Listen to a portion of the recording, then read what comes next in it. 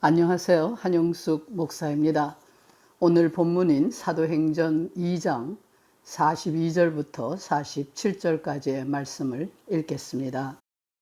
저희가 사도의 가르침을 받아 서로 교제하며 떡을 떼며 기도하기를 전혀 힘쓰니라. 사람마다 두려워하는데 사도들로 인하여 기사와 표적이 많이 나타나니 믿는 사람이 다 함께 있어 모든 물건을 서로 통용하고 또 재산과 소유를 팔아 각 사람의 필요를 따라 나누어 주고 날마다 마음을 같이하여 성전에 모이기를 힘쓰고 집에서 떡을 떼며 기쁨과 순전한 마음으로 음식을 먹고 하나님을 찬미하며 또 온 백성에게 칭송을 받으니 주께서 구원받는 사람을 날마다 더하게 하시니라. 본문은 초대교회의 모습을 묘사하고 있습니다.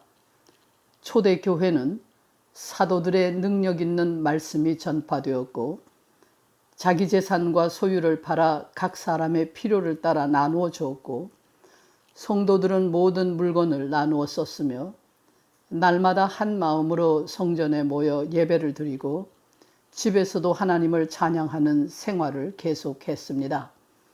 이러므로 하나님이 날마다 믿는 자의 수를 더해 주셨다는 것이 본문이 묘사하는 초대교회의 모습입니다.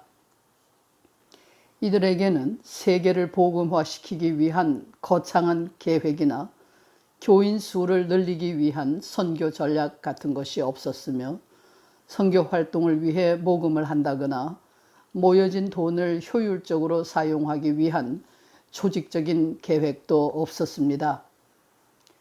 초대교회는 지극히 단순합니다. 저들은 오직 사도의 가르침을 따랐을 뿐입니다. 아무도 사도의 권위에 도전하지 않았습니다. 당신이 무엇이기에 우리에게 이래라 저래라 하느냐고 말하는 사람은 없었습니다. 사도의 가르침이 곧 주의 가르침인 줄 믿었기 때문에 그 가르침에 순종했으며 자기 재물을 사도들의 발 앞에 가져다 놓았고 그 재물이 잘못 사용될까 봐 걱정하지도 않았습니다. 저들의 관심은 오직 하나님을 사랑하고 믿음의 형제들을 사랑하는 일이었습니다. 어떤 사람들은 이러한 초대교회를 원시 공산사회라고 부릅니다. 그러나 초대교회는 공산사회의 원초적인 모습이 아닙니다. 그들에게는 공산사회를 구현하기 위한 인위적인 노력이 없습니다. 공동 생산을 위한 활동도 없고 공산사회를 건설하기 위한 이론도 없으며 그 이론을 실천에 옮기기 위한 청사진이나 행동 강령 혹은 생활 지침 같은 것도 없습니다. 초대교회는 철저하게 복음에 순종하는 예수의 공동체로서 예수의 사랑을 실천하는 사랑의 공동체였습니다. 이것은 세상에서 그 비슷한 유형을 찾아볼 수 없는 종말적인 공동체입니다. 교회가 사랑의 공동체가 될 수 있는 근본적인 이유는 교회가 종말의 공동체이기 때문입니다. 교회를 시작하도록 만든 성령의 강림 자체가 종말의 현상입니다.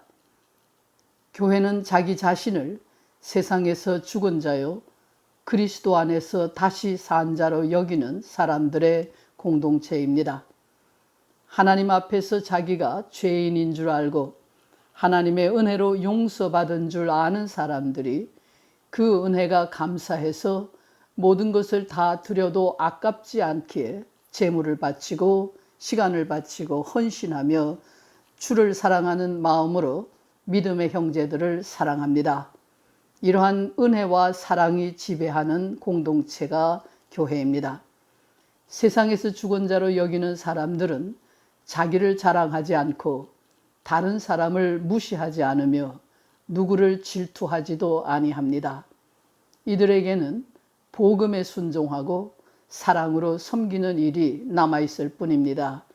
이것이 초대교회를 통해서 나타난 참된 교회의 모습입니다.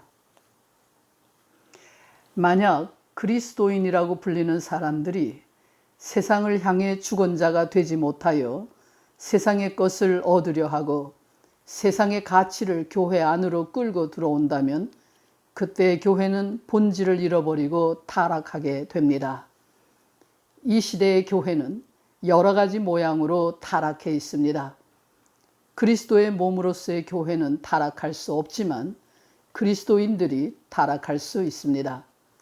그리스도인들이 타락하여 세상과 타협하고 믿음이 없는 사람을 교회의 지도자로 세우기도 하고 믿음이 무엇인지도 모르는 사람이 교회를 다스리기 때문입니다.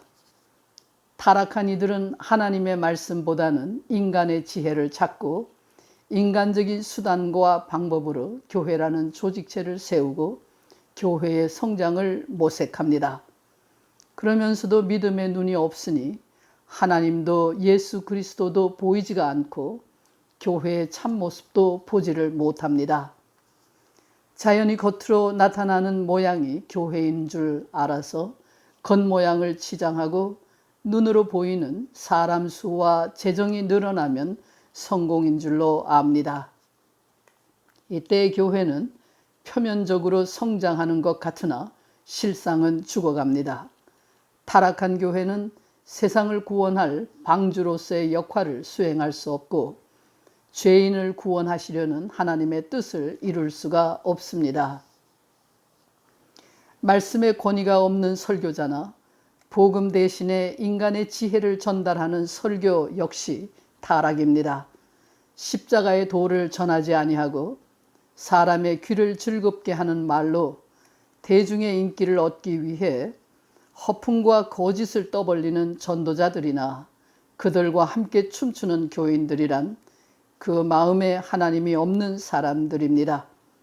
교회라는 간판을 걸어놓고 하나님을 팔고 예수를 팔고 성령을 팔고 은혜를 팔고 은사를 팔고 축복을 팔고 직분과 직책을 사고 팔며 밤낮 없이 기도한다고 소리소리 지르지만 모두가 자기의 욕심을 채우려는 아우성일 뿐입니다. 성도의 교제를 한다고 몰려다니지만 실상은 자기의 위세를 과시하거나 추종자를 찾기 위한 정치적인 작업을 벌이거나 공허함을 채우기 위하여 시간을 낭비하는 것일 뿐입니다. 이런 공동체는 경건의 모양은 있으나 경건의 내용은 없는 위선자들로 들끓고 하나님을 속이고 사람을 속이는 말과 일들로 요란하고 시끄럽습니다. 함부로 하나님의 이름을 들먹이면서도 하나님을 두려워하지 않습니다. 규모가 커질수록 헛소리만 점점 더 커지고 잡다한 수단과 방법이 난무하며 진실과 정직은 찾아볼 수가 없습니다. 결국 자기 이익을 위해서 동분서주하는 시장바닥이 되고 권모술수가 난무하는 도둑의 소굴이 되어 파당을 지어 싸우는 분열과 분쟁이 그칠 날이 없습니다. 이런 공동체는 교회가 아닙니다. 오늘의 타락한 그리스도인들이 회개하여 신령과 진정으로 예배하고 희생과 헌신으로 사랑하는 참된 교회의 모습을 되찾게 되기를 바랍니다. 기도하겠습니다.